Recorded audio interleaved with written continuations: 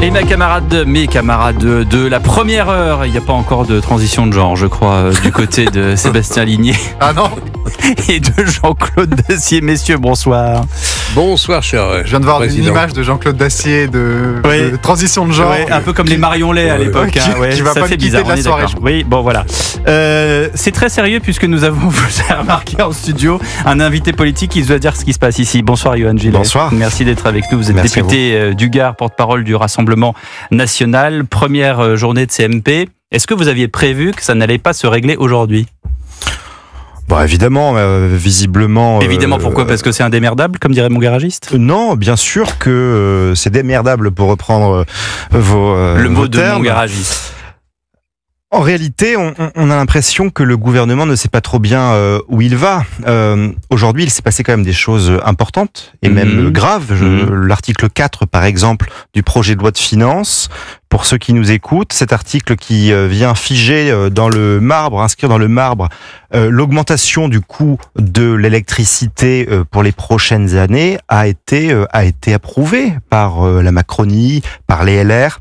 Et pire, il y a quelques minutes, il y a un peu moins d'une heure, macronistes et LR ont supprimé 240 millions d'euros du budget alloué à l'agriculture, dont la totalité des aides prévues à la filière de la noisette, et ça s'ajoute aux 13,5% de baisse des crédits alloués à l'agriculture qui était prévu déjà dans le budget initial. Donc pour que les gens comprennent, ce sont des tractations entre députés, sénateurs, on fait ça, on enlève ça, on remet ça, c'est ça hein ? C'est ça, et visiblement, macronistes comme LR semblent ne pas avoir compris et tirer les leçons de la première censure et continuent à retirer des budgets n'importe où, à ne pas vouloir réduire le train de vie de l'État sur des choses essentielles ce qu'on et à appelle franchir la dépense publique. Tout à fait, et à franchir un certain nombre de lignes rouges. Donc nous disons encore une fois, attention, nous avons des lignes rouges au Rassemblement National. Nous ne laisserons pas le gouvernement prendre dans la poche des Français parce que augmenter et prévoir l'augmentation du coût de l'électricité, c'est encore une fois taxer davantage les Français. Et c'est pour nous une ligne rouge.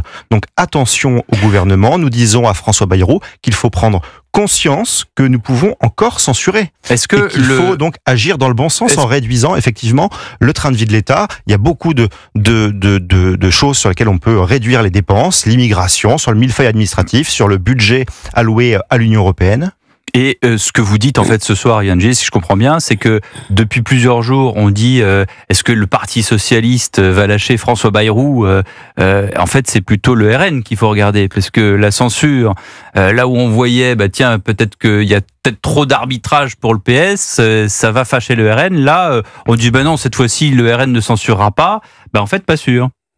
Ah bah effectivement, nous on est là pour protéger les Français. Quand on a censuré la première fois, on a protégé et les Français et les entreprises et in fine l'économie du pays, et on n'hésitera pas à appuyer à nouveau sur le bouton de la censure si jamais le gouvernement franchit nos lignes rouges. Quant au Parti socialiste, vous savez, ils ne sont que dans des tractations purement électorales sur des petites mesurettes qui n'ont pas leur importance et ils ne pensent pas à l'intérêt du pays. Sébastien Ligné, de Valeurs Actuelles. Vous aviez justifié à l'époque de votre censure du gouvernement Barnier en disant que c'était un budget socialiste.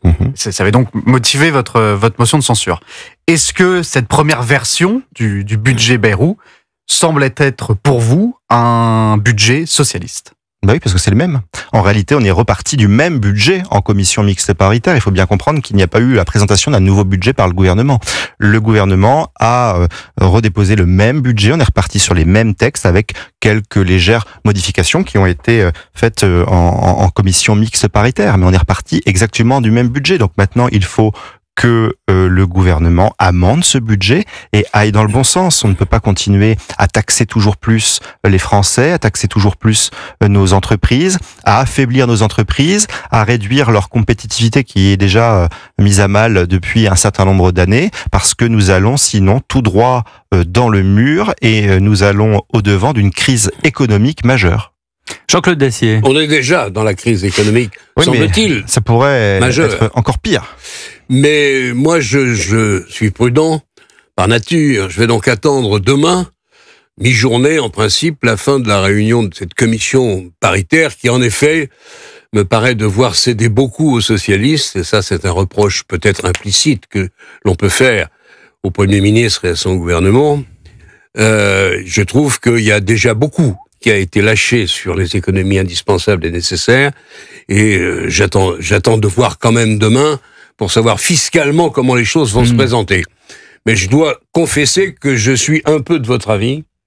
Je trouve que les efforts qui sont consentis en faveur du vote socialiste me paraissent peu compatibles avec la nécessité absolue de commencer à redresser ce pays, c'est-à-dire à faire des économies sur le train de vie de l'État. Je les cherche. Et fiscalement, je cherche aussi un certain nombre de choses.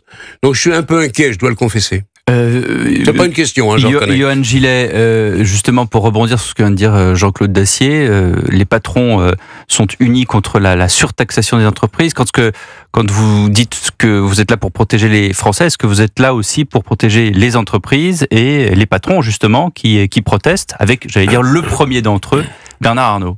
Bien sûr, et c'est ce que nous avons fait à la première censure. Nous avons protégé et les Français et les entreprises. Et en premier lieu, les TPE et les PME.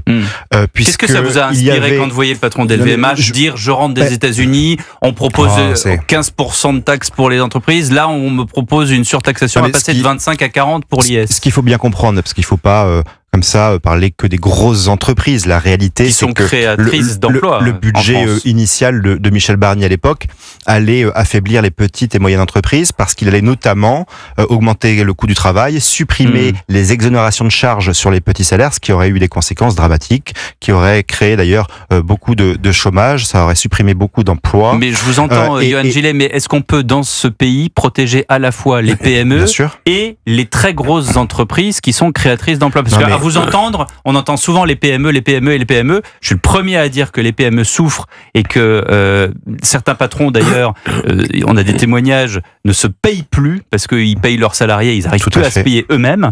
Mais les grosses entreprises surtaxées, bonne idée ou mauvaise idée? Passer l'IS de 25 à 40%, ok, on est à plus de 3 milliards de bénéfices, mais est-ce que c'est une bonne idée ou une mauvaise idée? Non, mais surtaxer à gogo les grosses entreprises, c'est pas non plus une bonne idée, effectivement.